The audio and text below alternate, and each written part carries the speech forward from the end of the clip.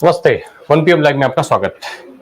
लोकसभा चुनाव की तारीखें जो है जैसे जैसे नजदीक आती जा रही हैं, अनाउंस होने की तारीखें। अब चूंकि लगातार इस बात को लेकर के चर्चा है कि कभी भी अगले एक मैक्सिमम 1 हफ्ते के अंदर जो है वो चुनाव की तारीखें का ऐलान कर दिया जाएगा, घोषित कर दी जाएंगी तारीखें। तो जैसे जैसे चुनाव की तारीखें जो है, चुनाव की डेट्स जो है वो नज़दीक आती जा रही हैं, घोषणाओं की डेट्स नज़दीक आ जा रही हैं, वैसे लगातार जो है तमाम सियासी दलों के समीकरण भी अब धीरे धीरे सामने आने लगे हैं।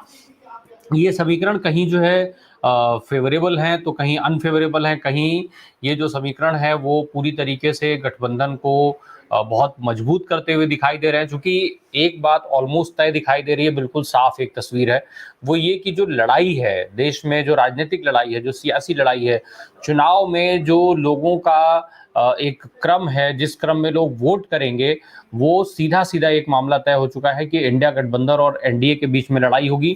अब वो लड़ाई कितनी अहम होगी, कैसे होगी, कौन भारी पड़ेगा, कौन हल्का पड़ेगा, या ये सारी चीजें एक अलग विषय हो सकता है। लेकिन ये कमोबेश तय हो चुकी है कि जो लड़ाई है वो सीधे सीधे इंडिया गठबंधन और एनडीए के बीच होगी। जो वोट पड़ेंगे वो या तो एनडीए को पड़ेंगे या इंडिया गठबंधन को पड़ेंगे, या फिर ये भी कहा जा सकता है कि जिस तरीके से भारतीय जनता पार्टी की बात है, जो कांग्रेस नीति इंडिया गठबंधन है, उसमें जो अलायंस जो शामिल हैं, जो दल शामिल हैं, वो तमाम राज्यों में, कुछ राज्यों में उनकी सरकारें हैं, कुछ में वो प्रमुख विपक्षी दल के तौर पर हैं।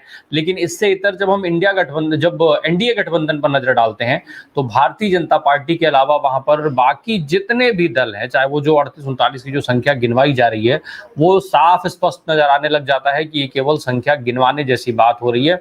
जब वोटों पर नजर जाता है, जब सीटों में हिस्सेदारी पर नजर जाती है, तो जो तस्वीर निकल करके आती है वो साफ हो जाती है कि ये जो दल हैं एनडीए के अंदर, एनडीए में शामिल, एनडीए गठबंधन में शामिल, इन दलों में ना तो उनकी जमीन पर बहुत ज्यादा पकड़ है, ना ही इनके पास कोई ऐसा चेहरा है जो वो दावे करते हैं उन दावों को सच कर सके। तो इस तरीके के बहुत सारे उसमें जो है वो एम्बिग्यूटीज भी देखी जा रही हैं कि किस तरीके से ये जो पूरा चुनावी समीकरण है, जो गठबंधन समीकरण तैयार कर रहा है, वो कितना अहम है। अब शीट शेयरिंग को लेकर के जिस तरीके की बातें पिछले कुछ समय से लगातार जारी हैं, खासकर वो शीट शेयरिंग की बात तो जून से ही जारी है, जब इंडिया गठबंधन बन रहा था, जब कांग्रेस के साथ तमाम दल जो है एक मंच पर आए थे। उस समय से ही भारतीय जनता पार्टी और उसके जो गठबंधन के जो घटक हैं एनडीए के, वो बार बार एक बात का दावा करते हुए देखे जा रहे थे कि इंडिया गठबंधन में सीट शेयरिंग एक ऐसा मामला है जो गठबंधन को चलने नहीं दे सकता है। किसी भी हाल में सीट शेयरिंग पर जब भी बातचीत शुरू होगी, जब सीटें बांटी जाएंगी, तो ये पूरा गठबंधन भरभरा करके जो है वो गिर जाएगा, बिखर जाएगा। लेकिन अभी जो स्थिति दिख रही है वो बिल्कुल उलट है। सीट शेयरिंग को लेकर के एक तरफ जहां फिलहाल इंडिया गठबंधन में एक मत होता हुआ दिखाई दे रहा है, वहीं दूसरी तरफ एनडीए गठबंधन में काफी कुछ रोष आ रहा है। और इसके पीछे शायद एक वजह ये भी दिखने लगी है कि जो भारतीय जनता पार्टी के कुछ नेताओं ने अपने टिकट के ऐलान के बाद, अपने को उम्मीदवार घोषित किए जाने के बाद जो टिकटें वापस कर दी, उन्होंने चुनाव लड़ने से मना कर दिया। उसके पहले भी कुछ लोग, जब टिकटों के अनाउंसमेंट की बात चल रही थी, चर्चा चल रही थी, बैठकें चल रही थी भाजपा के अंदर, उसके पहले भी कुछ नेताओं ने जो है इनकार कर दिया कि नहीं, हम चुनाव नहीं लड़ना चाहते, हमें टिकट ही नहीं चाहिए। तो इस तरीके की जो तस्वीर बनी, ये शायद एनडीए को और ज्यादा, एनडीए की मुश्किलें बढ़ाती जा रही है। शीट शेयरिंग के फॉर्मूले पर किस तरीके से एनडीए में आज की तारीख में दिक्कतें हैं, जो महाराष्ट्र में जिस तरीके के हालात हुए हैं, बिहार में जो तस्वीर सामने आ रही है, बिहार में एक बड़ी खबर ये आ रही है कि चिराग पासवान को इंडिया गठबंधन जो है उसने करीब 10 सीटों का ऑफर दे दिया। चिराग पासवान 5+1 मांग रहे थे वहां पर, जो कि 5 लोकसभा की थी और 1 राज्यसभा की थी। कहीं कहीं पर ये आंकड़े 6 के आते हैं कि 6 लोकसभा और 1 राज्यसभा की सीट वो 6+1 मांग रहे थे। जबकि जो एनडीए गठबंधन था उसमें उनको मैक्सिमम 3-4 सीटें मिलती हुई दिखाई जा रही थी। अब इंडिया गठबंधन की तरफ से उनको एक भारी भरकम संख्या, मतलब 10 सीटों का सीधा सीधा ऑफर दे दिया गया है। तो ये बड़ा इंपॉर्टेंट है और ये भी चर्चा पहले से चल रही थी। कि चिराग पासवान जो है वो कांग्रेस के साथ और आरजेडी के साथ बार्गेनिंग में लगे हुए हैं, बातचीत कर रहे हैं पहले से ही। तो ऐसे में ये ऑफर कितना इंपॉर्टेंट हो जाता है? क्या चिराग पासवान अब किसी ऐसी मजबूरी में हैं कि उनका ये जरूरी है कि वो इंडिया गठबंधन के साथ एनडीए गठबंधन के साथ रहें, या फिर इंडिया गठबंधन में उनके आने की संभावना अब ज्यादा मजबूत हो गई जब 10 सीटों का ऑफर हो गया? और अगर ऐसा होता है तो जो 5-7% वोट जो माने जाते हैं चिराग पासवान के, वो कितना समीकरण बदल देंगे? आज की बातचीत इसी पर। हमारे साथ जनार्दन व्यास सर हैं, हमारे साथ अखिल सर हैं, हमारे साथ शशि सर हैं, अभी और लोग इसमें जुड़ेंगे। सर आप सबका बहुत स्वागत है। अखिल सर, चिराग पासवान को लेकर के एक बड़ी खबर आ गई, प्लस तमाम जो शीट शेयरिंग को लेकर राज्यवार हम लोग बहुत सारी तस्वीरें देख रहे हैं, बहुत सारे आंकड़े देख रहे हैं, बहुत सारी खबरें आ रही हैं।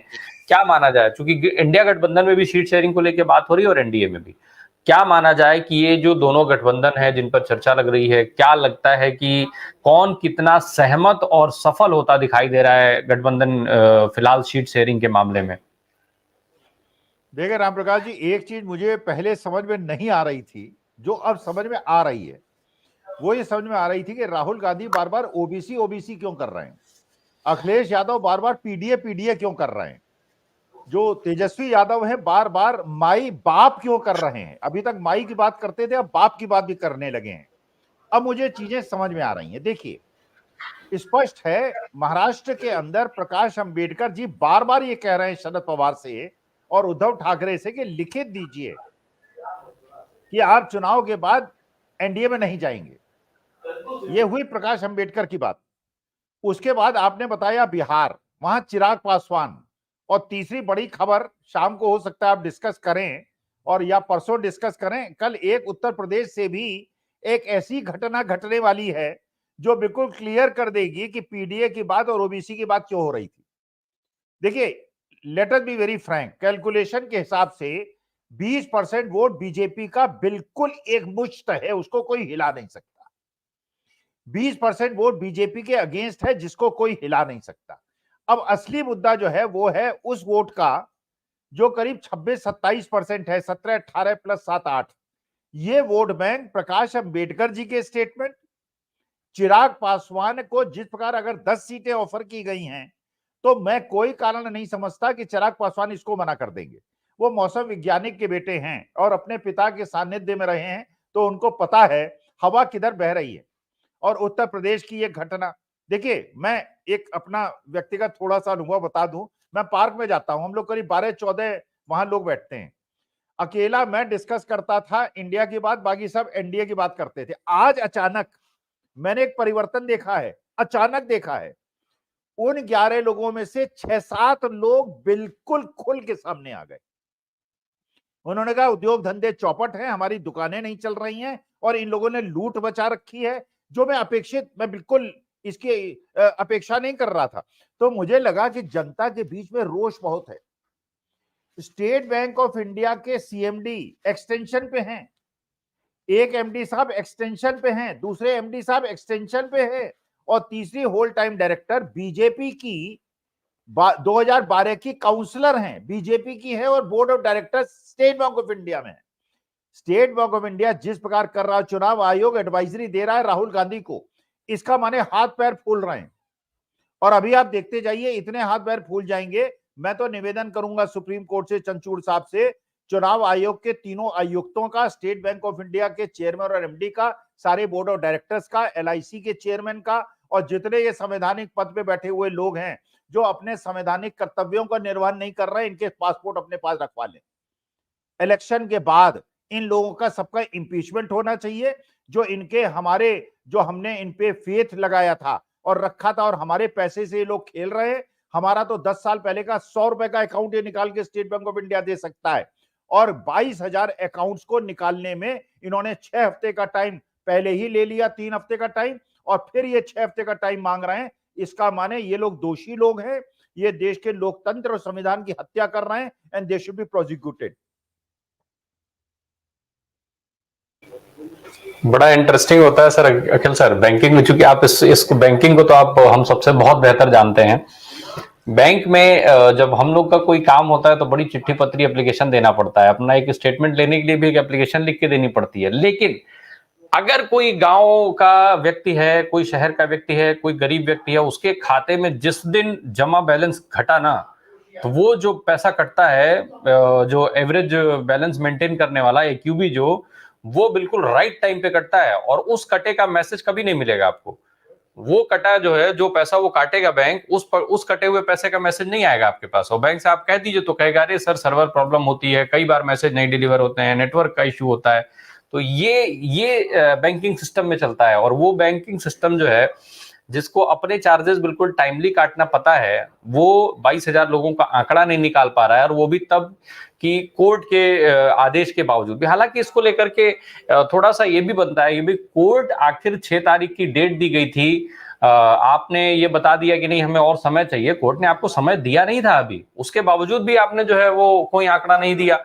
तो ये कहीं ना कहीं कोर्ट भी क्या, उसके लिए क्या कोर्ट जिम्मेदार नहीं माना जाना चाहिए, उसको नजीर नहीं बनानी चाहिए कि भाई हमने आपसे जब कहा नहीं, आपको हमने टाइम दिया नहीं, तो आप ये कैसे कर सकते हैं कि आपने तय समय पर जो है आंकड़े नहीं दिए। अगर तय समय पर आंकड़े नहीं दिए तो पूरी जो एसबीआई की जो भी सिस्टम है उसका, उस पर कार्रवाई होनी चाहिए, कोर्ट को सख्त से सख्त कार्रवाई करनी चाहिए। जयनारायण सर, जो सीट शेयरिंग का मामला है, जो अभी तस्वीर बन रही है,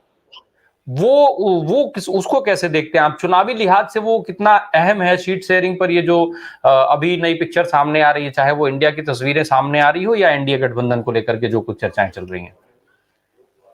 सर, तमिलनाडु में रामास्वामी चौका एक नाटक आया था।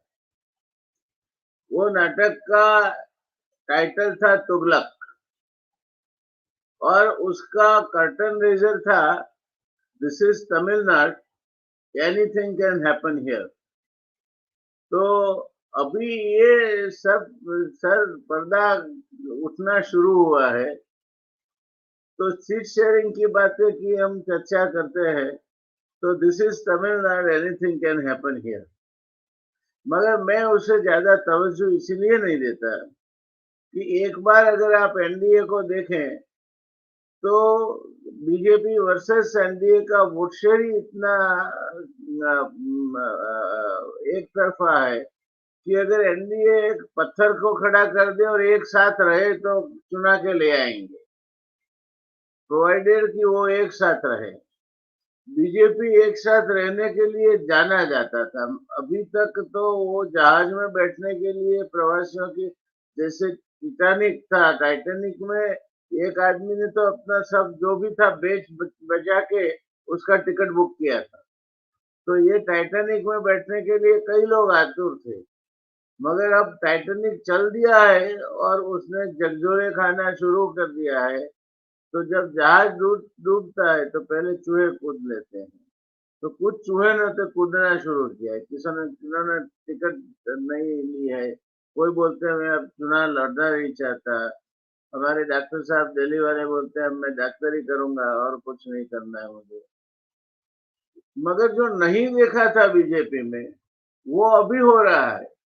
प्रज्ञा साध्वी वो बिल्कुल बगावती तौर में बातें कर रही है। नितिन जी क्या आजकल उन्होंने ठान रखा है समझ में नहीं आता। जो भी इनके चालक है, संघ चालक है या कोई और चालक है, मगर वो आजकल बगावती तौर में है। दिग्विजय सिंह को जहां का टिकट दिया वो भी किसका काट के दिया है मालूम है आपको। तो बीजेपी ने जिन लोगों के टिकट काटे हैं और उनके बदले में जिनको टिकट दिए हैं वहां भी बवंडर मचा हुआ है। अब चिराग पासवान की हम चर्चा कर रहे थे। चिराग पासवान एक जमाने में ये कह रहे थे कि मैं तो मोदी साहब का हनुमान हूँ, और हनुमान जी को लॉयल्टी बदलते हुए हमने नहीं देखा। ये कलयुग में हो रहा है कि हनुमान अब सीटों के तालमेल में शायद अपने राम से दूर होकर सामने चले जाए। तो सर अभी जो है बिहार में कोई ठीक नहीं एनडीए का, इनका एनडीए का। और जगह पे भोपाल में आप जाइए वहां भी गड़बड़ है। गुजरात में भरूच के 38 गांवों ने किसान आंदोलन की वजह से वोट देने से इनकार कर दिया है। इनका कोई और वो जो सॉल्व करना था तो नितिन जी के लिए एक पल की बात थी, मगर पता नहीं वो नहीं सॉल्व हुआ। जमीन का मुआवजा देने की बात है एक्सप्रेस हाईवे का, तो वो लोगों ने बहिष्कार किया है कि हम वोट नहीं देंगे, बीजेपी को वोट नहीं देंगे। तो ये सब चीजें इस तरह से आश्चर्यजनक तौर पे हो रही है। तो मैं मानता हूँ कि इसके बावजूद भी मोदी जी स्वस्थ है। देखिए आप मोदी जी को आप देखिए, कोई इतनी अस्वस्थता नहीं दिख रही है उनको। वो स्वस्थ है, विदेश जाते हैं, गले मिलते हैं, काफी हंस हंस के बातें करते हैं, सब करते हैं। उसका मतलब यह है कि सीट शेयरिंग तो हो गया है, वो हमें और आपको नहीं दिखता होगा, मगर वो ईवीएम में हो गया होगा। तो ये इनका जो कॉन्फिडेंस है मोदी जी का, अमित शाह का, ये कॉन्फिडेंस मैं मानता हूँ कि ईवीएम ड्रिवन कॉन्फिडेंस है। इनको सीट शेयर से कोई लेना देना नहीं है। चाहे आप कुछ भी सीट करो, चाहे कुछ भी शेयर करो, ईवीएम हमारा जिंदाबाद है। सरकारी मशीनरी और ईवीएम को लेके हम चुनाव लड़ रहे हैं। कोई बीजेपी के सांसद या बीजेपी के पार्षद चुनाव जिता देने वाले नहीं है। चुनाव जी मोदी जी के नाम से लड़ा जाएगा और चुनाव ईवीएम जिताएगा। जी जी जी जी। शशि सर, महाराष्ट्र में चूंकि जो बदलाव की बात हो रही है देश में, उसमें उत्तर प्रदेश का नाम शायद कम है, बल्कि महाराष्ट्र, बिहार, पश्चिम बंगाल जैसे जो राज्य हैं उनको बड़ा अहम माना जा रहा है बदलाव के हिसाब से, सियासी बदलाव के हिसाब से देश में। महाराष्ट्र में क्या कुछ चल रहा है अमित शाह साहब के जाने के बाद? क्या कुछ बदला है वहां पर? कि अभी तक तो ऐसी कोई खबर नहीं आ रही है कि समझौते हो गए हों, सीट शेयरिंग फाइनल हो गई हो। हालांकि ये भी होता है कि शुरुआत में देखा जाता है कि सीट शेयरिंग को लेकर के काफी हो हल्ला मचता है, बाद में फिर वो सब चीजें जो है वो सुलझ जाती हैं। तो क्या कुछ है वहां पर? क्या मामला वहां पर सुलझ गया? अमित शाह साहब के जाने के बाद शिंदे जी और पवार गुट का जो मामला था वो सुलझ गया है? सीटों पर बात कुछ बन पाई है? कुछ फाइनल हो पाया है मामला? नहीं, अभी तक तो ऐसा दिख नहीं रहा है कि फाइनल हुआ है मामला। अभी भी खींचतान जो है वो चल ही रही है। उसका एक हमको जो नजर आ रहा है वो ऐसी बात है कि अमित शाह तो आ गए, उन्होंने बंद कमरे में फिर एक बार बात कर ली, और बंद कमरे में वही बात की होगी कि भाई आप सीएम हो हमारी वजह से, आप जेल के बाहर हो हमारी वजह से, तो आपको इतनी ही सीट मिलेगी। तो लगभग ऐसा मान के चलिए कि 35 से 38 सीट के आसपास बीजेपी खुद लड़ना चाहती है। अब ये अगर लड़ेगी तो एकनाथ शिंदे के साथ जो आए हुए सांसद है, वो सारे सांसद को घर पे बैठना पड़ेगा, उनमें से सबको तो मौका नहीं मिलने वाला। बची हुई 10-12 सीट में ही सीट शेयरिंग होना है अजित पवार और एकनाथ शिंदे के बीच। अब ये तो दोनों के लिए भी मुश्किल वाले काम है। अब उसमें से एक रास्ता ये निकाल रहे हैं कि भाई आप अपने कैंडिडेट दो, लेकिन चुनाव चिन्ह कमल होगा। ये तो हम पहले से जान ही रहे थे कि ऐसा होगा। फिर भी एग्रीमेंट हुआ है, ऐसी स्थिति अभी बनी नहीं, इसलिए कि अमित शाह आकर चले गए और उनके पीछे पीछे ही देवेंद्र फडणवीस और बीजेपी के बाकी के तमाम नेता, आशीष शेलार से लेकर ये सारे जो नेता है वो दिल्ली चले गए। अब दिल्ली किस बात को समझाने के लिए चले गए ये अभी पता नहीं चला है। ये कहने के लिए गए हैं क्या बीजेपी हम लोग अकेले अपने दम पर लड़ेंगे? मुझे नहीं लगता, क्योंकि अमित शाह तो वो कह के गए। तो दूसरी बात मनाने के लिए गए होंगे कि आप ऐसा मत करो, हम वैसे भी बैकफुट पर है, इनको अकोमोडेट करना पड़ेगा, सरकार अभी चली जाएगी। और महाराष्ट्र की राजनीति में देखिए, मेरा शुरू से मानना रहा है कि 95 से लेकर अब तक महाराष्ट्र की राजनीति में आइडियोलॉजिकल या पॉलिटिकली एक ठोस विरोधी दल या विरोधी फोर्स नहीं है। ये जितने भी चेहरे आप देख रहे हो सभी पार्टियों में बिखरे हुए, वो लगभग आगे पीछे करके सबके सब सत्ता के दायरे में ही रहे। तो अन्य राज्य के तुलना में महाराष्ट्र में सत्ता के दरवाजे हमेशा खुले रहते हैं, वो कभी किसी के लिए बंद नहीं होते। तो ज्यादा समय नहीं लगेगा कि उठकर ये सारे के सारे लोग फिर से महाविकास आघाड़ी भी बना सकते हैं, ये भी है, ऐसा नहीं है। और अभी राजनीति जिस निचले स्तर पर गिर चुकी है तो उसमें कुछ भी संभव है। तो सीट शेयरिंग मुझे लगता है कि महायुति जो है बीजेपी की, उनके द्वारा वो फाइनलाइजेशन नहीं हो पा रहा है, वहां अभी भी माथापच्ची चल रही है। एक बुनियादी बात क्या है ना, बीजेपी अभी एनडीए की बात कर रही है, जबकि एनडीए का अस्तित्व है ही नहीं। अगर वो एनडीए का अस्तित्व वाकई में मानते तो बिहार से लेकर यूपी से लेकर महाराष्ट्र से लेकर बाकी तमाम राज्यों में, इवन ओडिशा में भी प्रॉब्लम शुरू हो जाएगा, हो ही रहा है, खींचतान शुरू हो गई उधर भी। तो उसमें वो बाकी विरोधी दलों को या एनडीए के घटक दलों को अकोमोडेट करने के भूमिका में रहते हैं, उनका एक आदर सत्कार किया जाता है। लेकिन बीजेपी ने पिछले 10 साल में करा ये है कि हम करें सो कायदा हमारे हिसाब से ही चलेगा, आपकी बात नहीं मानी जाएगी। अब मौका मिला है बाकी दलों को भी, और महाराष्ट्र में तो ऐसा है ना कि दोनों की जरूरत ही बनी है। जैसे एकनाथ शिंदे की जरूरत है बीजेपी, वैसे बीजेपी की भी जरूरत एकनाथ शिंदे है। आज की तारीख में अभी तुरंत बीजेपी एकनाथ शिंदे को दरकिनार नहीं कर सकती। अजित पवार को लेकर वो इतना आगे आ चुके हैं कि अब वो अजित पवार को छोड़ नहीं सकते। भले अजित पवार छोड़ के चले जा सकते, देखिए अजित पवार जो है वो आज भी छोड़ के वापस घर चले जा सकते हैं, और कांग्रेस की कल्चर में, पॉलिटिकल कल्चर में घर वापसी हमेशा रही है, उसमें कोई नई बात नहीं है। लेकिन बीजेपी अजित पवार को भी धक्का मार के धकेल नहीं सकती, ये स्थिति में बीजेपी फंस चुकी है। और बीजेपी के इंटरनल क्राइसिस भी बढ़ गया ना, इसलिए तो ये सब दिल्ली दौड़ के गए कि बीजेपी के भीतर के जो अपना जो कैडर है, अपने जो नेता है, अब एक जोक हमारे यहाँ वायरल हो गया है, वो ये है कि भाई कम से कम महाराष्ट्र की बीजेपी वालों के पास रहेगी कि नहीं रहेगी। सीट छोड़ दीजिए, सत्ता छोड़ दीजिए, लेकिन हमारी पार्टी हमारे पास रहने वाली है कि नहीं है, ये भी बता दो। तो देवेंद्र फडणवीस और ये सारे लोगों के लिए ये बहुत मुश्किल है। कुल मिलाकर ये है कि जो खेल नरेंद्र मोदी जी ने और अमित शाह ने शुरू किया था, उस खेल में वो खुद अभी फंसते हुए नजर आ रहे हैं। और एक होता है तरीका कि एस्टेब्लिशमेंट का एक इश्यू रहता है, एस्टेब्लिशमेंट में अभी दरार आती हुई नजर आ रही है। जिस तरह के सुप्रीम कोर्ट के डिसीजंस हाल फिलहाल में आना शुरू हो चुके हैं, मुझे लगता है कि जज लोया के सिंड्रोम से ये लोग बाहर निकल गए। जज लोया सिंड्रोम से ये लोग अभी बाहर निकल, कुछ अच्छी जजमेंट्स आना शुरू हो गए। तो ये चिन्हित करता है कि सब कुछ ठीक ठाक या बीजेपी के हिसाब से या मोदी के हिसाब से नहीं चलेगा। और अखिल जी से मैं बिल्कुल सहमत हूँ। महाराष्ट्र देश की राजनीति में हम लोग बोलते थे कि दो बड़े वेदर फोरकास्ट वाले कंपास है, एक रामविलास पासवान जी और हमारे यहाँ के रामदास आठवले जी। इनको हवा का रुख ठीक से पता चलता है। और अब चिराग पासवान की जो ऑफर मिली है, देखते हैं वो कैसे देखते हैं, उससे हमको थोड़ा सा हवा का अंदाज आ जाएगा। जी जी जी जी।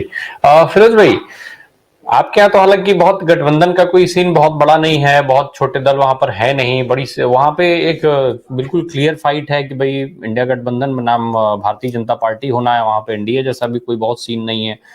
ये हालांकि विधानसभा चुनाव में तो सफलता नहीं मिल पाई, लेकिन अभी की क्या स्थिति नहीं बन रही है? पूरी सीटें 25 की 25 सीटें भाजपा के पास हैं, क्या कुछ चल रहा है वहां में, वहां पर इंडिया गठबंधन या कांग्रेस की अगर हम बात करें? और दूसरा, भारत जोड़ो न्याय यात्रा जो राहुल गांधी की वहां पर पहुंची, उसका क्या कुछ इम्पैक्ट देख रहे हैं आप? कितना सफल वहां पर हो पाएंगे राहुल गांधी की इस यात्रा के बाद कांग्रेस? भाई साहब, राजस्थान का तो एक क्लियर सा फंडा है कि अब जो है 2024 के जो चुनाव होंगे एमपी के, उसमें हमारा यहाँ किसी से गठबंधन तो है ही नहीं और ज्यादा कोई छोटे दल यहाँ पे है भी नहीं।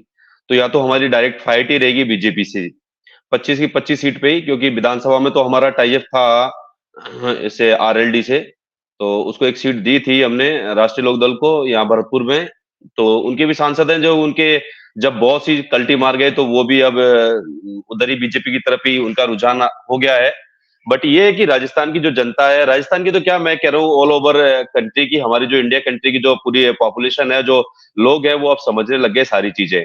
और आप सब देख ही रहे हैं कि जिस तरीके से ये चुनाव आयोग है जो राहुल गांधी जी के लिए एडवाइजरी जारी कर रहा है, और जिस तरीके से मोदी जी के स्टेटमेंट आ रहे हैं परिवारवाद को लेकर के, या जो भी ये भी नए नए एलिगेशन लगा रहे हैं, और इनके हाथ पांव बिल्कुल फूले हुए हैं बहुत ज्यादा। राहुल गांधी जी की जो भारत जोड़ो न्याय यात्रा है, उससे ये बहुत घबराए हुए हैं, बैकफुट पे हैं, और ये छोटे दलों को किसी भी तरीके से मनाने में लगे हैं, सब तरीके से ये मनाने में उनको लगे हुए हैं। लेकिन जनता वोट करेगी तो जनता समझ चुकी है, क्योंकि इनकी जो राजनीति जो चली है इन 10 सालों के अंदर, लोगों की जो आर्थिक क्राइसिस है बहुत ज्यादा बढ़ गए। अभी लेटेस्ट आप देखेंगे यूपी के अंदर जो भर्ती निकली थी यूपी पुलिस की, उसके अंदर से जब वो पेपर रद्द कर दिया गया तो कितने बच्चे फांसी लगा करके मरे हैं और उसके बाद सुसाइड नोट भी छोड़ के गए हैं कि हम जो मर रहे हैं इस वजह से। तो ये सीधी सीधी ये कोई सुसाइड नहीं है, ये मर्डर है। बीजेपी के द्वारा ये जो युवा हैं, युवाओं का मर्डर करने का जो काम किया जा रहा है, उनको बेरोजगार करके, तो जनता समझ चुकी है क्योंकि सारे किसान हैं। किसान आंदोलन अभी भी लेटेस्ट में भी चल ही रहा है। जिस तरीके से किसानों की इन्होंने बात सुनी नहीं है, और राजस्थान तो किसान प्रदेश देश है क्योंकि यहाँ की जो आजीविका है वो किसानी पे ही अधिकतर निर्भर है यहाँ। तो ये सब लोग समझ चुके हैं कि ये बीजेपी की कथनी और करनी के अंदर दोनों में बहुत ज्यादा फर्क है।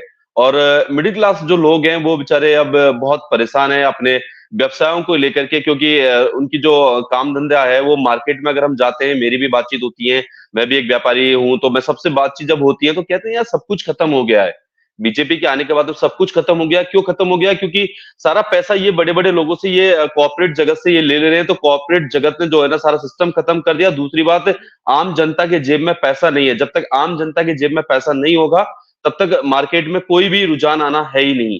तो सब लोग समझ चुके हैं, और राजस्थान में तो बहुत सारा क्लियर फंडा है। जिस तरीके से इन्होंने 100 दिन की कार्यशाला राजस्थान के अंदर चलाई थी बीजेपी ने, वो पूरी तरीके से फ्लॉप हुई है इनकी। इन्होंने कोई, मैं बता रहा हूँ राय साहब, इन्होंने एक एक आदमी के ट्रांसफर 3-3 बार कर चुके हैं। ऐसे आदमी को जब सीएम बनाएंगे जिसको कोई पता नहीं है, जिसको कोई अनुभव नहीं है, तो राजस्थान की राजनीति में तो लोगों ने जो वोट दिए वो ठगा सा महसूस कर रहे हैं। हालांकि चलो, इनको वोट दिया था जनता ने जिस भी तरीके से दिया था, इन्होंने कहा था कि महिलाओं पे अत्याचार नहीं सहेगा राजस्थान, जबकि राजस्थान में महिलाओं पे कोई अत्याचार नहीं था। इनके आने के बाद में मैं बता रहा हूँ राय साहब, इतने ज्यादा रेप के मामले बढ़ गए, इतना ज्यादा क्राइम बहुत ज्यादा हाई लेवल पे पहुंच गया, और कोई भी भर्ती इन्होंने अभी नहीं दी नहीं। और जो राजीव गांधी युवा मित्र थे उनको भी हटा दिया। उनमें से कई राजीव गांधी युवा मित्र हैं वो बेचारे मर गए हार्ट अटैक की वजह से। अभी किरोड़ी लाल मीणा जी जो खुलेआम स्टेटमेंट देते थे, कांग्रेस की सरकार के अंदर रोडों पे बैठते थे, उनके वहां पे बंगले के बाहर जब महिलाओं ने धरना प्रदर्शन शुरू किया, राजीव गांधी महिला मित्रों ने जब प्रदर्शन शुरू किया, तो वहां से उनको रात में यानी कि डंडों से, पुलिस की डंडों से निर्वस्त्र कर दिया गया। तो ये सब लोग जान चुके हैं, और राजस्थान के अंदर तो मैं बता रहा हूँ राय साहब, बहुत अच्छी मजबूती के साथ में अब यहाँ से सीट निकालेगी कांग्रेस, क्योंकि जो लोग थे वो जाने वाले थे वो जा चुके हैं। और अशोक गहलोत जी ने स्टेटमेंट भी दे दिया है, जिसको भी और जाना है वो जल्दी चले जाए। कोई नई एक पीढ़ी जो तैयार हो रही है, और नई पीढ़ी एक अच्छी तरीके से लोगों के जो मुद्दों को उठाती है, जो जमीनी स्तर से जो कार्यकर्ता बन करके आ रहे हैं, वो लोगों के बीच में काम करना चाह रहे हैं। जो नेता थे वो बेफालतू के जो नेता थे, जो बातें करते हैं बड़ी बड़ी, जिनके पास में वोट बैंक कुछ नहीं है। तो राजस्थान में जो कांग्रेस है वो एकजुट होकर के चुनाव लड़ेगी। और बात रही दूसरी भारत जोड़ो न्याय यात्रा की, अभी धौलपुर से भारत जोड़ो न्याय यात्रा अभी आई थी राहुल गांधी जी की, तो बहुत बड़ी एक जनसभा को संबोधित उन्होंने किया है। तो राजस्थान के जितने भी हमारे कांग्रेस के जो लीडर थे वो सारे उसमें शामिल रहे हैं, और सब ने यही आह्वान किया है कि एक साथ में मिलकर के लड़ेंगे और बहुत मजबूती सी के साथ जीतेंगे। हमारे कुछ नेता जो इनके बीच में गए थे उनको इन्होंने टिकट दिया है, तो इन लोगों के अंदर भी बहुत ज्यादा यानी कि खींचतान चल रही है। वहां के जो लोकल लोग थे जो तैयारियां कर रहे थे, वो बेचारे, उनके कई के तो इनके रुझान आना शुरू हो गया है। वो कह रहे हैं कि हम क्या करेंगे अब मैं, जाहिर सी बात है कि मेरी जगह पे अगर कोई बीजेपी से आकर के मेरी जगह पे सीट दे दी जाएगी, तो मैं इतने दिन से जब दरी पट्टियां बिछा रहा हूं पार्टी के लिए, तो मेरा क्या है। तो इनके वो मतभेद बहुत सारे बढ़ गए हैं, और इनकी कथनी और करनी में बहुत सारे अंतर हैं। अब मैं कह रहा हूं राजस्थान के सीएम हर तीसरे दिन पे दिल्ली में जा रहे हैं। क्या ये पर्ची की सरकार है? जब सरकार बनाई गई थी तभी पर्ची से सरकार बनाई गई थी। हर एक चीज के लिए वहां पे दिल्ली जा रहे हैं। जो पंथ है, जो मुख्य सचिव यहाँ पे लगाए गए हैं, वो यानी कि सीएम बने हुए हैं, वो चारों तरफ इस तरीके से वर्क कर रहे हैं। तो कुछ नहीं है, ये सब इनकी जो लोगों ने जो थी ना, इनकी जो पॉलिसीज हैं लोग देख चुके हैं। युवा हो, किसान हो, महिला हो, सारी इनकी पॉलिसीज देख चुके हैं, और वो इनके खिलाफ 2024 के अंदर वोट करेंगे। और कांग्रेस जो है, इंडिया गठबंधन है, वो मजबूती से दोबारा से कमबैक करेगा, और जो गरीब तबके, पिछड़े लोगों की जो आवाज है वो फिर दोबारा से उठाएंगे, और उनके हित के लिए कार्य करने का काम ये इंडिया गठबंधन करेगा। ये है। ठीक है, मैं लौटता हूं आपके पास। अखिल सर, चूंकि आपका अगला शो भी है, इसलिए मैं 2-3 चीजें एक साथ पूछ लूं आपसे समझने के लिए। एक तो जो अभी बात हो रही है उत्तर प्रदेश के लिहाज से, अगर हम देखें 4 नए मंत्री बनाए गए, जाति समीकरण साधने की बात वहां पर सामने आई, लेकिन फिर खबर ये आने लग गई कि अनुप्रिया पटेल नाराज हो गई अब इन सब चीजों से। अब ये भी खबर है कि उनकी सीटों की जो डिमांड है वो बढ़ सकती है। तो एक तो इस पर कि क्या कुछ असर इसका होगा। दूसरा सर, ये जो अभी एक बात फिरोज कह रहे थे व्यवसाय को लेकर के, पहले ये देखा जाता था, चूंकि आप अर्थशास्त्र का बहुत ठीक से आप उन चीजों को हम लोग को भी समझा सकते हैं। पहले ये देखा जाता था कि चाहे वो सप्लाई का सिस्टम हो, चाहे वो ठेकेदारी का सिस्टम हो, हर जिले लेवल पर या उससे भी निचले स्तर तक में भी तमाम व्यवसायियों को एडजस्ट करने की एक चीज होती थी, उनकी कैटेगरी होती थी कि हाँ भाई फला काम आया तो फला तरीके के व्यवसायी को, और ये सारी चीजें। लेकिन अब छोटे से छोटा और बड़े से बड़ा सारे काम जो है उठा करके वो एक बड़ी कंपनी को दे दिया जाता है, किसी दूसरी बड़ी कंपनी को, किसी तीसरी बड़ी कंपनी को। और अब ये लोग जो हैं कहीं ना कहीं या तो उन कंपनियों से, उन कंपनियों के रहमो करम पर अपने लिए काम पा पाए, और या फिर जो है ये बेकार बैठ जाते हैं। तो ऐसे में अब इन लोगों को लेकर के कैसे इनका जो रोजगार की एक सीधी सी बात हो, तो इनको ये अपने को कैसे एकोमोडेट करें, साथ में जो इन्होंने जिन लोगों को एसोसिएट कर रखा था, चाहे वो श्रमिक हो, उनके जो इंजीनियर्स हों, और ये सारी चीजें, उनके लिए अब ये क्या करें, उनको कैसे एडजस्ट करें। कुल मिला के सीधा सवाल ये है कि ये सरवाइव कैसे कर पाएंगे ऐसे माहौल में, और क्या ये जो पद्धति है वो पूरे सिस्टम को बिगाड़ नहीं रही है? नहीं, देखिए, जो व्यास साहब ने कहा बिल्कुल सही बात है। अगर ईवीएम को न मैनिपुलेट किया जाए तो हम लोग अगर बात करें तो देखिए, इनके पास सबसे बड़ी चीज है धन बल, अथाह पैसा। क्योंकि देखिए, अडानी जी को पता है कि अगर ये एनडीए हार गया, मोदी जी चुनाव हार गए तो, या मोदी जी मंत्री नहीं बने तो, उसके बाद अडानी जी की स्थिति क्या होगी। विदेश में बैठे हुए जो बड़े बड़े इसके शेल कंपनीज के मालिक हैं वो भी परेशान है, चीनी भी परेशान है, और ऐसे लोग परेशान हैं जो कि हिंदुस्तान के अंदर इंपोर्ट करते हैं, एक्सपोर्ट करते हैं और अपने कंपनियों को फायदा पहुंचाते हैं। वो लोग चिंतित हैं, इसलिए उन्होंने अपने थैली के मुंह खोल दिए हैं। अच्छा, दूसरी तरफ इंडिया गठबंधन के सारे धन के स्रोतों को बंद कर दिया है। जो भी नेता थोड़ा थोड़ा पैसा ला सकता था या अरेंज कर सकता था, उन्होंने बीजेपी में बुला लिया। इसलिए नहीं बुलाया है कि बीजेपी में नेताओं की कमी है। अब अशोक चौहान साहब को ले लिया। अब अशोक चौहान मराठवाड़ा के अंदर एक बहुत बड़े धन के स्रोत हो सकते थे, उनके पिताजी भी चीफ मिनिस्टर थे, वो भी चीफ मिनिस्टर थे, बहुत सारे मामले हैं। तो असली मुद्दा ये है कि अगर निष्पक्ष चुनाव होता है और ये सारी चीजें नहीं होती हैं, क्योंकि जो मैंने आपको बताया आज पार्क में जो घटना घटी है, अभी तो चुनाव घोषित हो जाने दीजिए ऐसी। और जो आपने कहा ना कि वो बाराबंकी वालों ने लड़ने से मना कर दिया, देखिए इतनी बड़ी कमजोरी दिखाता है बीजेपी की। वो वीडियो मैंने अभी तक नहीं देखी थी उनके बारे में, अब व्हाट्सएप ग्रुप में वो वीडियो भी मेरे पास आ गई है। इतनी गंदी वीडियो है, और उस वीडियो के जानकारी का बीजेपी हाईकमान को नहीं थी। उन्होंने उपेंद्र रावत जी को टिकट दे दिया, ये नहीं पता था कि इनके बारे में ये वीडियो चल रही है। वहां सलेमपुर का अभी एक खबर मिली है, जौनपुर के अंदर बीजेपी के एक बहुत बड़े नेता की हत्या हो गई है। भाई, आप जौनपुर की पूरी उसको टोपोग्राफी को जानते हैं। जो आपने वहां पे किया है, केवल धनंजय सिंह को चुनाव न लड़ने देने के लिए जो आपने किया है। केपी यादव जो हैं, जिन्होंने 1.5 लाख वोट से सिंधिया जी को हराया था, केपी यादव को टिकट न देके आपने सिंधिया जी को टिकट दे दिया। अब बताइए, 1.5 लाख वोट से उस आदमी ने हराया था जिसका कोई जनाधार नहीं था। अब तो 5 साल मेंबर ऑफ पार्लियामेंट रह गया है, इस बार 2.5 लाख वोट से सिंधिया जी को हरा देगा। तो मुझे ऐसा लगता है कि अगर ईवीएम के मैनिपुलेशन के अलावा और पैसों के खेल के अलावा आज के तारीख में अगर आप चुनाव करा दें, हिंदुस्तान में बीजेपी को 50 सीटें मिल जाएं तो बहुत बड़ी बात।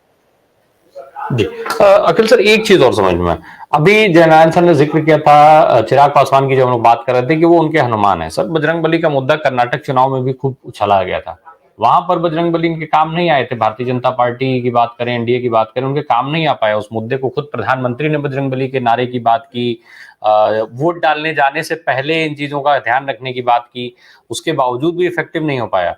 क्या अब ये वाले जो हनुमान है वो काम आ पाएंगे उनके? नहीं, अब कौन से हनुमान है उनके पास? चिराग पासवान कह रहे हैं कि मैं मोदी जी का हनुमान हूं। नहीं, पहले कहते थे, अब नहीं कहते हैं। मैं एक जरा थोड़ी इंटरेस्टिंग बात कर दूं, अगर आप अनुमति दें 2 मिनट के। जी जी जी जी जी जी। उत्तराखंड के अंदर यूनिफॉर्म सिविल कोड आया है। यूनिफॉर्म सिविल कोड का एक क्लॉज है, लिव इन रिलेशनशिप जो है प्रोहिबिटेड है, आप शादी को रजिस्टर कराइए। देखिए, 4-5 लिव इन रिलेशनशिप हुई है, पॉलिटिकल लिव इन रिलेशनशिप हुई है, और हर जगह लिव इन रिलेशनशिप वाले हारे हैं। कर्नाटका के अंदर जेडीएस लिव इन रिलेशनशिप थी, साफ हो गई। तेलंगाना के अंदर बीआरएस लिव इन रिलेशनशिप थी, बर्बाद, खत्म हो गई। उड़ीसा के अंदर पटनायक साहब समझौता करने वाले हैं तो वो भी लिव इन रिलेशनशिप में हैं।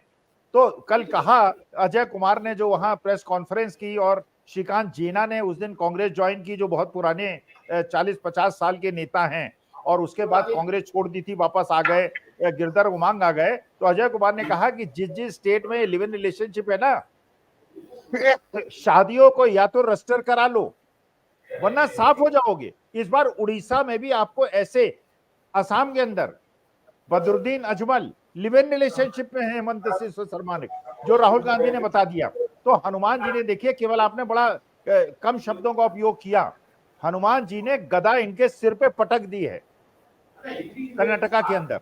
देखिए, हनुमान जी ऐसे नहीं छोड़ते हैं। हनुमान जी जो है वो पवन पुत्र हैं, वो जिसको मारते हैं ना तो उसको बिल्कुल अच्छी तरह से धराशायी कर देते हैं। अभी हनुमान जी ने ठीक किया है, और जब हनुमान जी नाराज हैं तो भगवान श्री राम कैसे माफ करेंगे। अयोध्या के अंदर इन्होंने मैया सीता को और हनुमान जी को इग्नोर किया है।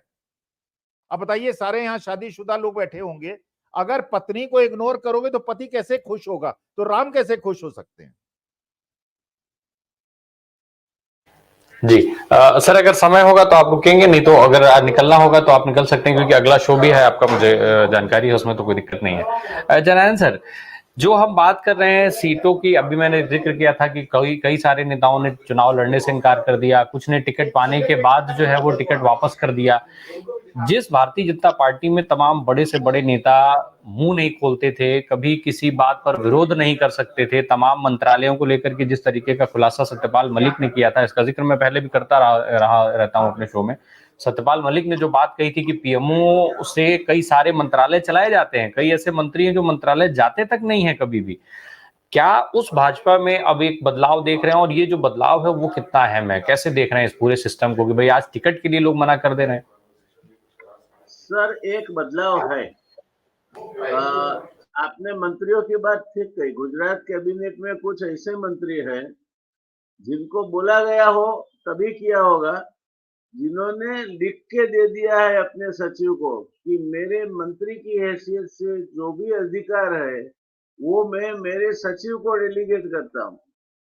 यानी आपका सचिव मंत्री है और आप वहाँ खाली सायरन वाली गाड़ी के लिए जाते हैं और आपके पास कुछ नहीं है।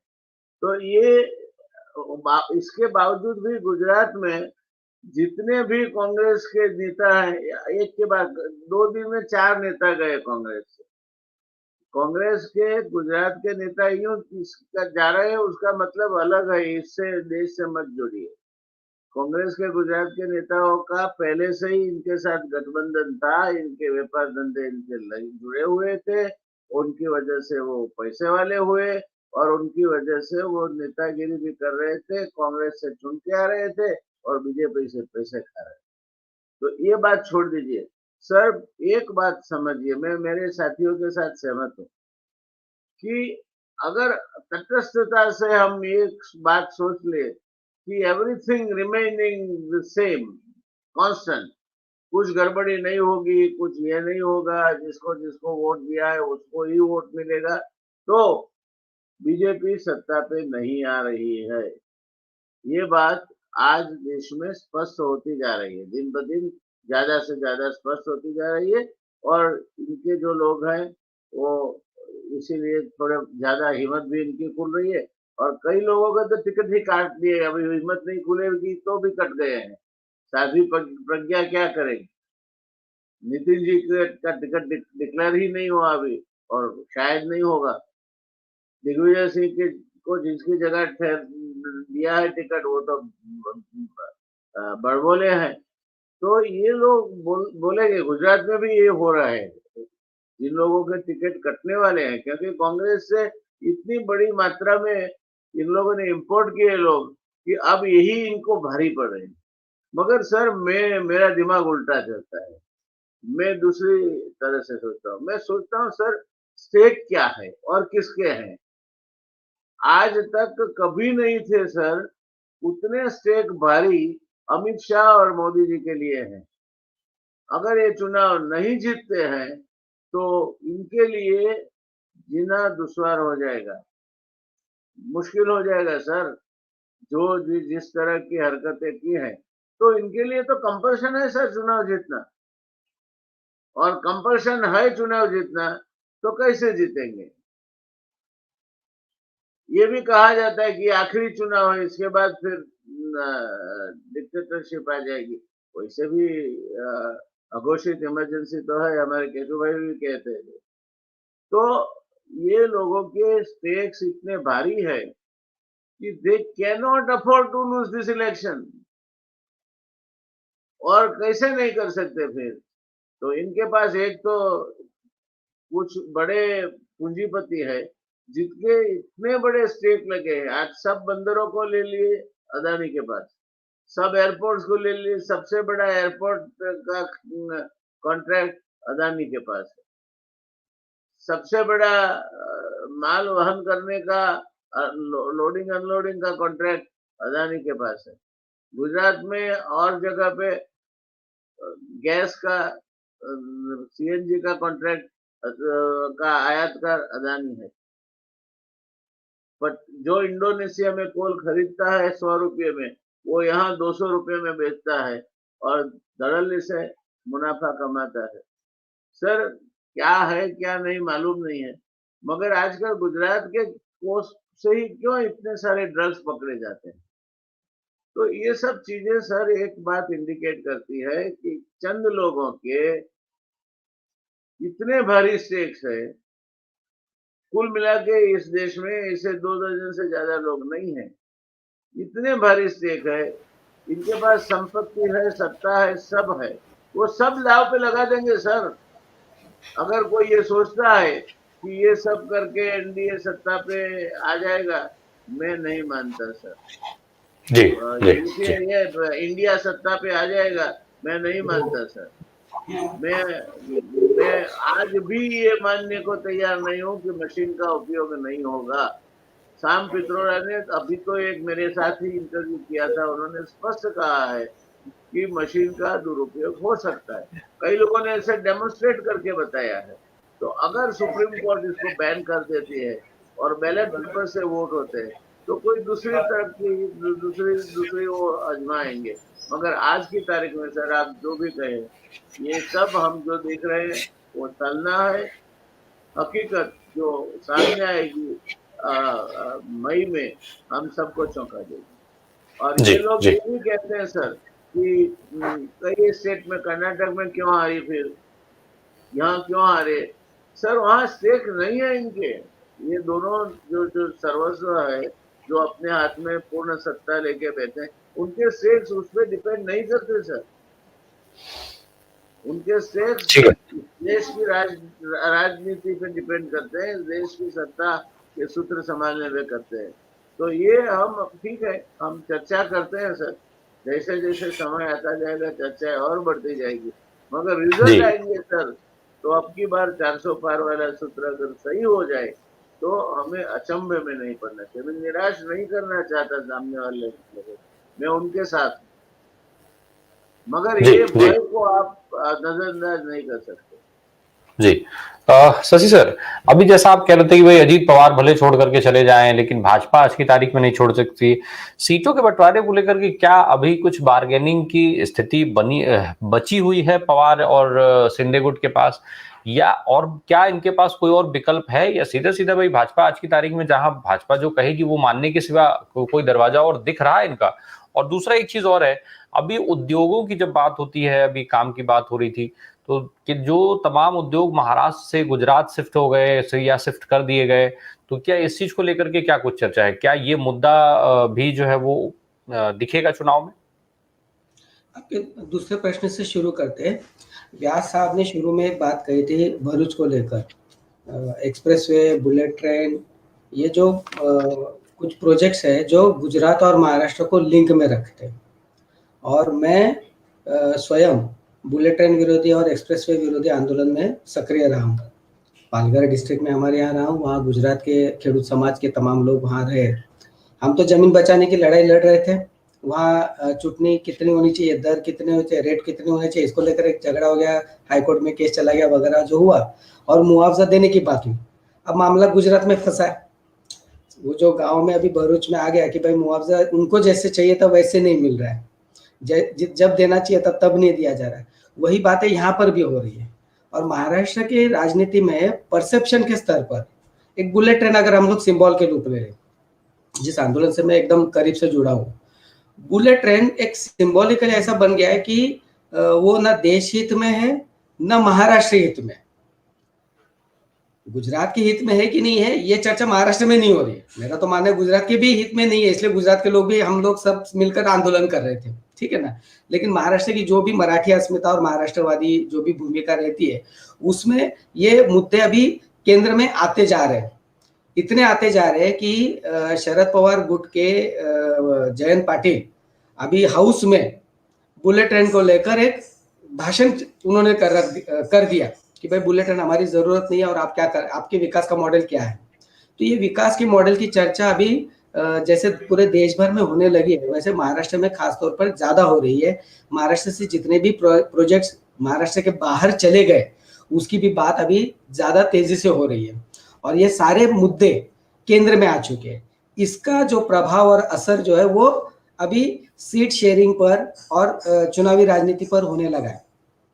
यह है कि बीजेपी, देखिए अपरेंटली अगर हम लोग सीधी सीधी बात करें तो वो जो अमित शाह जो है वो डिक्टेट करेंगे, और वो डिक्टेट कर ही रहे, और उनके डिक्टेट करने के बाद ना एकनाथ शिंदे की हैसियत है ना अजित पवार की हैसियत है उनको मना करने की। दिक्कत उनको उधर नहीं है। पूरे देश भर के अगर राजनीति को आप ठीक से देखें तो बात कहाँ फंसी है, बीजेपी को इंडिया अलायंस या ऑपोजिशन के तमाम नेताओं को मैनेज करने को लेकर पूरा कॉन्फिडेंस है। जो भी उनकी शक्ति है, व्यास साहब की बात एकदम दुरुस्त है, खतरा इतना बड़ा है कि वो सारी चीजें मैनेज कर सकते हैं, उसमें उनको कोई प्रॉब्लम नहीं है। दिक्कत उनको भारत के सामान्य मतदाता जो है उनको लेकर है। उनको अभी भी ये भरोसा नहीं हो रहा है कि वो उनको मैनेज कर पाएंगे। तो कहीं ना कहीं हम लोग डेमोक्रेटिक रहे, दिखे, कुछ लोगों को एकोमोडेट करे, हमारे साथ जुड़े हुए लोग हमसे गद्दारी ना करें, क्योंकि हमने उनको तोड़ के लाया, तो उन पर तो उनका विश्वास है नहीं। बीजेपी का एकनाथ शिंदे पर या अजित पवार पर बिल्कुल भी विश्वास नहीं है, इसलिए वो चाह रहे हैं कि भाई ज्यादा से ज्यादा सीट कमल चिन्ह पे चले, और इतना भी उनकी हिम्मत नहीं बन रही कि इनको दरकिनार करके आउटराइट 48 सीट्स हम लोग बीजेपी के चिन्ह पे लड़े। तो उनको एनडीए का फसाड भी रखना है एज एन अलायंस, महायुति के रूप में, और साथ ही साथ चूंकि इन पर विश्वास नहीं है तो उनके अलावे अपने चुनाव चिन्ह पर ज्यादा से ज्यादा लोगों को लड़ाए, ताकि लोगों में मैसेज चला जाए कि बीजेपी एक सेंट्रल पावर है, वो सत्ता में आने जा रही है, वो सारी बातें आगे बढ़ेगी। अब ये जो जुमला फेंका गया 400 पार वाला, अब देखिए ये हवा हवाई बातें कैसी होती है। 400 पार आपने हवा में फेंक दिया। अब महाराष्ट्र में उद्धव ठाकरे ने एक अच्छा स्लोगन दे दिया और वो अभी पकड़ में आ गया। उन्होंने बोला कि 400 पार छोड़ दीजिए, आपकी बार बीजेपी तड़ी पार। अब ये तड़ी पार शब्द जो है ना, महाराष्ट्र की राजनीति में और देश की राजनीति में भी बहुत रेजोनेट करने वाला है आने वाले दिनों में। तड़ी पार कौन कौन हुआ था? अमित शाह तड़ी पार हुए थे, देखिए आप समझिए, और तड़ी पार किस मामले में हुए थे वो भी देश जानता है। तो आप व्यास आपने जो बात कही बहुत गंभीर है, क्योंकि स्टेक सबसे ज्यादा अमित शाह और मोदी का है, भाजपा से भी। भाजपा के कई सारे नेता आज की तारीख में ऐसे होंगे कि वो चाहेंगे कि इस बार थोड़ा चुनाव हम हार जाए, एक प्रिंसिपल ऑपोजिशन पार्टी बन जाए तो ठीक है ना, या फिर मोदी के अलावा गडकरी और किसी को हम लोग पीएम का कैंडिडेट बना के एक अलायंस का गवर्नमेंट चलाए। इतनी इनकी अभी इच्छा रही है, लेकिन मोदी और अमित शाह भाजपा में भी बर्दाश्त नहीं हो रहे हैं, ये भी एक हकीकत है। दिक्कत ये है कि डिक्टेटोरियल पावर पूरे उनके पास है, धन संपदा उनके पास है, सारी शक्ति उनके हाथ में केंद्रित हो चुकी है, तो अभी वो मुंह नहीं खोल सकते। अब धीरे धीरे आवाज आनी शुरू हो गई है, मरमरिंग शुरू है। तो महाराष्ट्र की राजनीति में गडकरी को अगर ये बाजू में करेंगे तो उसका तो बड़ा रिएक्शन आएगा।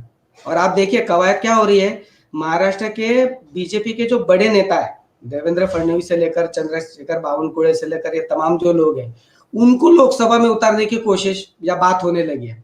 इसका मतलब यही है कि बीजेपी अब एक पत्थर को भी बिठा दे और वो जीत जाएगा, ऐसी स्थिति नहीं है और ये वो ज्यादा भली बात जानते हैं। तो इसलिए चुनाव बहुत उलटफेर हो चुका है, बशर्ते rules of the games are followed, जो अब तक फॉलो नहीं हो रहे। वही एक बेस, ये क्या बोल सकते हैं, टर्म्स एंड कंडीशंस की बात होती है ना, तो वही एक है।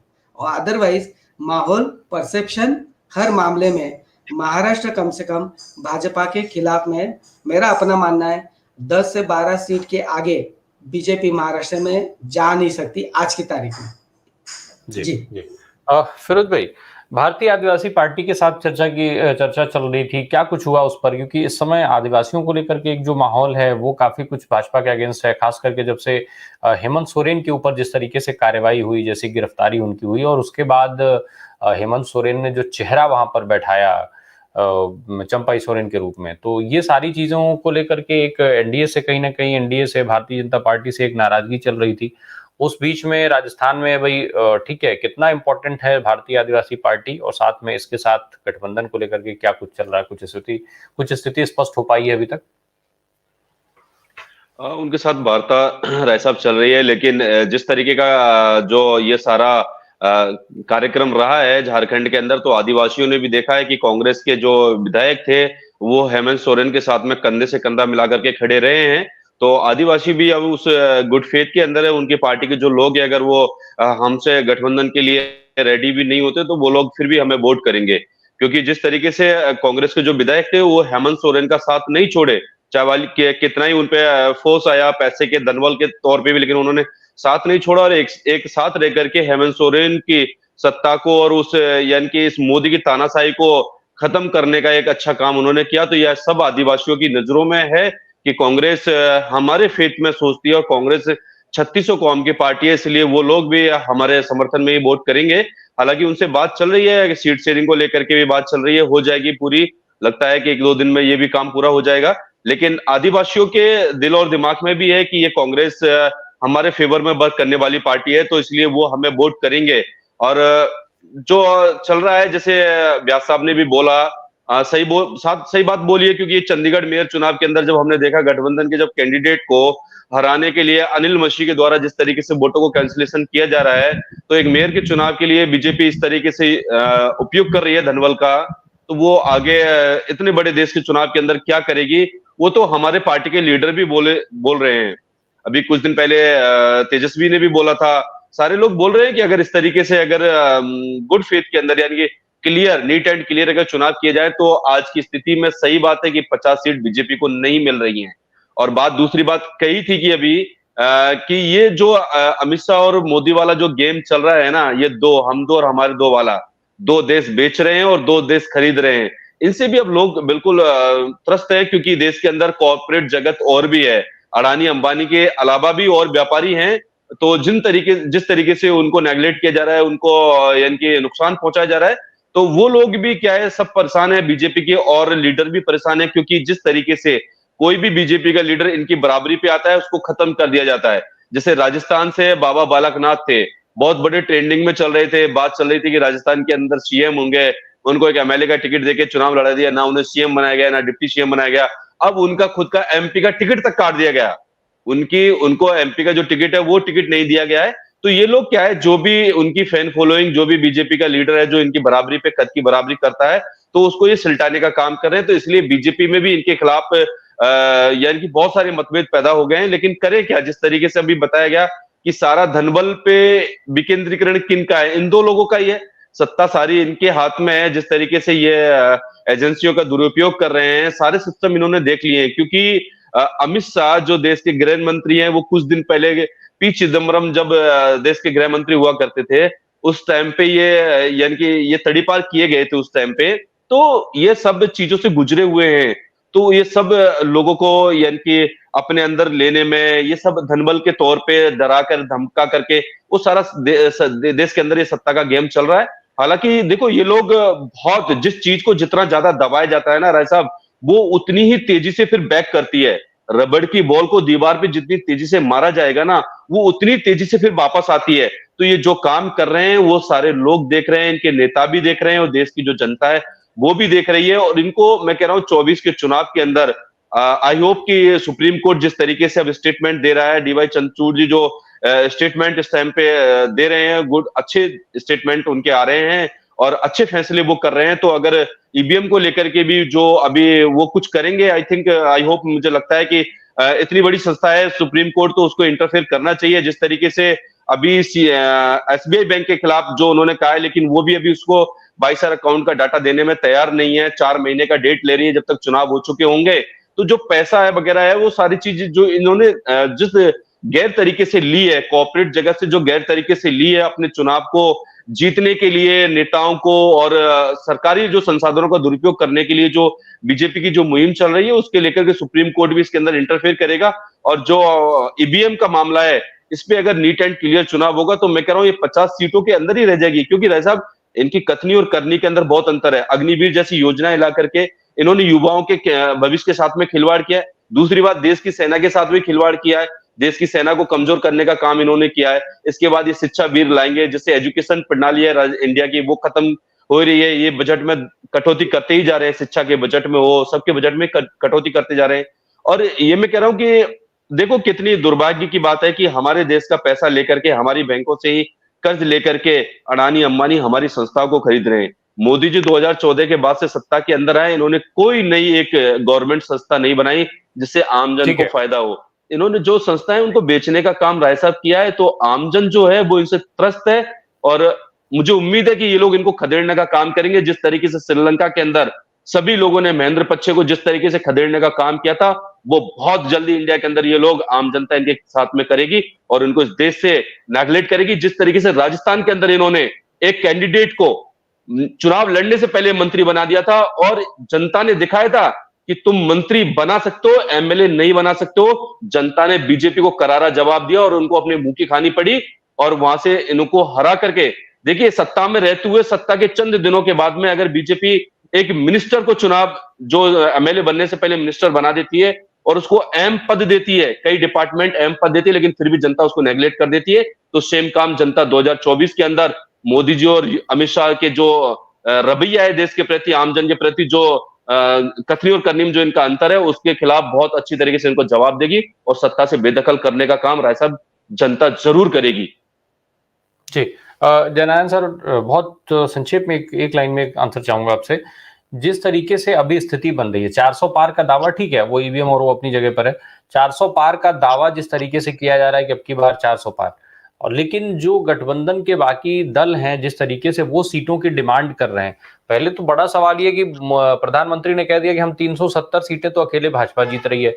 अभी की स्थिति ये बनती जा रही है कि 370 पे तो ये अकेले ये लड़ते हुए ही नहीं दिख रहे हैं। अगर जिस तरीके से डिमांड हो रही है, तो अगर 370 पे लड़ेंगे ही नहीं तो 370 आएगी कैसे? सर, ये एक्चुअली तो ये सब चलना है, वो साइकोलॉजिकल वॉरफेयर का एक भाग है और इससे ज्यादा कुछ नहीं। जी, शशि सर, नितिन गडकरी का जिक्र आपने किया था। नितिन गडकरी को लेकर के खूब सारी चर्चाएं इस समय होने लगी, खास करके जो उन्होंने इंटरव्यू दिया। क्या लग रहा है कि अभी टिकट मिलेगा उनको, टिकट उनका बच जाएगा टिकट? क्योंकि इधर तो लगातार जो खबरें आ रही है वो यही आ रही है कि इस बार इनका भी टिकट कट सकता है। देना पड़ेगा, महाराष्ट्र में गडकरी को टिकट देना पड़ेगा। नहीं देंगे ना तो जितना आने की संभावना है वो भी नहीं हो पाएगा। इतना आसान नहीं है, क्योंकि गडकरी ऐसे बीजेपी के एकमात्र नेता अभी बचे हुए हैं जिनका देश भर के तमाम दलों के और उनके नेताओं के साथ ठीक ठाक संबंध है, और कम से कम अपैरेंटली वो लोकतांत्रिक होने का नाटक तो ठीक से कर लेते हैं। मोदी जी को वो भी नहीं जम रहा है, तो ऐसी स्थिति में गडकरी को दरकिनार करना इतना आसान नहीं। एक दूसरी बात इंपॉर्टेंट उससे भी, 10 साल में संघ परिवार से मोदी का परिवार में तब्दील हो चुका है। गडकरी जैसा संघ का आदमी मोदी परिवार में नहीं हो सकता, उनके ट्विटर अकाउंट पे मत जाइए आप। तो ये दूसरा फैक्टर है, इसलिए देना पड़ेगा। जी जी जी जी, कहीं ना कहीं वो एक मराठा अस्मिता की तरफ घूम जाएगा मामला, तो वो ज्यादा दिक्कत होगा। और दूसरा, नागपुर से आते हैं शायद, इसलिए भी आप ये दावा कर रहे हैं। और हालांकि नागपुर को लेकर के खुद गडकरी का दावा भी बड़ा मजबूत रहता है। वो पहले भी ये कह चुके हैं कि अगर इतने सालों के सेवा के बाद भी अगर मुझे चुनाव लड़ते समय जाकर के हर घर जाकर के वोट मांगना पड़े तो शायद ऐसी परिस्थिति में मैं चुनाव नहीं लड़ना चाहूंगा, ये एक बड़ा इंपॉर्टेंट उनका स्टेटमेंट है। पहले का कई बार वो इस पर भी बात करते हुए देखे जाते हैं। फिरोज भाई, बस एक लाइन में, महाराष्ट्र में जो अभी नेतृत्व है, जिस तरीके का अभी प्रदेश के चुनाव में जो नेतृत्व रहा, चाहे वो अशोक गहलोत हो या इस तरीके के तमाम लोग, क्या इनमें से भी कुछ बड़े लोग जो है लोकसभा चुनाव के मैदान में चेहरे के तौर पर देखे जा सकते हैं? बिल्कुल, बिल्कुल। सचिन पायलट साहब खुद टोंक से एमपी के कैंडिडेट रहेंगे। अशोक चांदना जो 3 बार से विधायक हैं, और प्रभुलाल सैनी को जिन्होंने हराया, वो कोटा से एमपी के दावेदार होंगे। बड़े-बड़े पार्टी अब की बार जितने भी मजबूत लीडर हैं, उनको एमपी का चुनाव लड़ाएगी, क्योंकि ये चुनाव अब देश को बचाने का चुनाव है। बीजेपी से कोई टकराव नहीं है। बीजेपी जो देश के लोगों के साथ में जो कर रही है, तो इसलिए देश को बचाने का सवाल है। इसलिए कांग्रेस के जितने भी मजबूत लीडर हैं, वो सब एमपी का चुनाव लड़ेंगे। जी, ये अहम है कि बड़े नेता जो है वो चुनाव लड़ेंगे, और इसको लेकर के इंडिया गठबंधन को काफी कुछ भाजपा से भी सीखने को मिल सकता है, क्योंकि भाजपा ने अभी जो किया, जिस तरीके से जो 5 राज्यों के चुनाव हुए, चाहे वो मध्य प्रदेश की हम बात करें, छत्तीसगढ़ की बात करें, राजस्थान की बात करें, तमाम बड़े चेहरे, इनफैक्ट केंद्र में मंत्रियों को जो है वो राज्य में भेज करके और विधानसभा का चुनाव लड़ाया गया, और उसका जो इम्पैक्ट था वो कहीं ना कहीं सामने भी आया, देखा भी गया कि वो ना केवल अपनी सीट पर एक ठीक ठाक मार्जिन से जीतने में कामयाब रहे, बल्कि आसपास की सीटों को भी उन्होंने प्रभावित किया, ऐसा कहा जा रहा है। हालांकि वो सारे चुनाव बाद में ये कह दिए गए कि वो तो प्रधानमंत्री नरेंद्र मोदी के चेहरे पर लड़े गए थे, और ये पूरी जीत जो है वो सिर्फ और सिर्फ प्रधानमंत्री की बदौलत मिली है। वो सारी चीजें ठीक है, लेकिन इस तरीके का एक बड़ा प्रयोग भारतीय जनता पार्टी ने किया और उस प्रयोग में सफलता मिली, तो वैसे में निश्चित तौर पे ये माना जाना चाहिए, और तमाम विश्लेषक भी इस चीज को कहते हैं कि जो बड़े नेता हैं इंडिया गठबंधन में शामिल तमाम दलों के, उनको चुनावी मैदान में उतरना चाहिए। इससे एक सकारात्मक संदेश जो है वो लोगों में जाएगा। हमारी आज की इस चर्चा में इतना ही। चर्चा में शामिल होने के लिए जयनारायण सर, शशि सर, फिरोज भाई, आप सबका बहुत बहुत धन्यवाद। दर्शकों का भी शुक्रिया। Thank you.